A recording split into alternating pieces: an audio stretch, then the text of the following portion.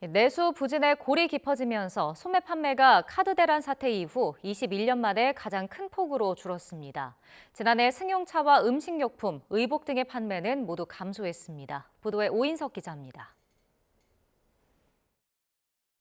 12.3 비상계엄과 연말에 발생한 제주항공 참사 등의 영향으로 내수 부진은 지난해 12월에도 이어졌습니다.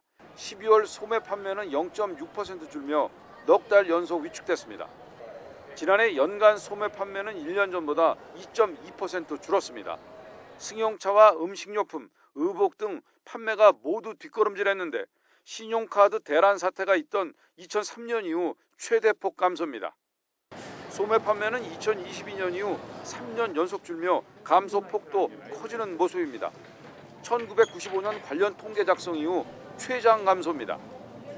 도소매 등 서비스 소비가 반영된 서비스업 생산은 지난해 1.4% 증가에 그쳐 4년 만에 최소 증가폭을 기록했습니다. 비상계엄 등의 여파로 12월 숙박 음식점과 예술 스포츠 여가, 부동산 등이 줄줄이 하락했습니다. 사회적 불안으로 연말연시 음식점 예약 취소가 잇따르고 외국인 관광객 수요도 줄며 숙박업체도 타격을 입은 것으로 보입니다.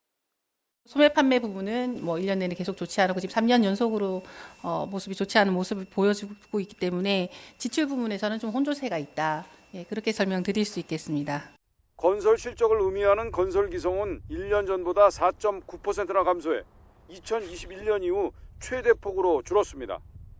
12월 1.3% 늘었지만 분기별로는 2분기 이후 3분기 연속으로 감소했습니다. 소매 판매와 건설 등 내수 부진은 뚜렷했지만 지난해 산업 생산은 증가폭이 커지며 호조세를 보였습니다.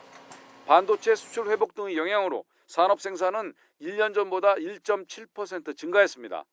설비 투자는 반도체 제조용 기계와 운송 장비 투자 등이 늘며 전년 대비 4.1% 증가했습니다.